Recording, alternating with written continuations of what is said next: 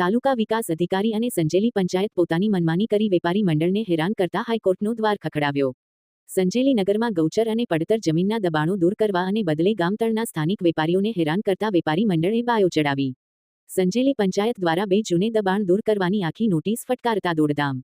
સંજેલી નગરના 27 જેટલા વેપારીએ હાઈકોર્ટનો દ્વાર ખખડાવ્યો. પંચાયતની ગામતળ જમીન પર દબાણો ખુલ્લા કરવા આખરી નોટિસ. વેપારીઓની માંગ ગૌચર અને પડતર દબાણ દૂર કરો, પહેલા પછી અમારા કેબિનો સ્વખર્ચે અમે દૂર કરી દઈશું તેમ વેપારીઓની માંગ.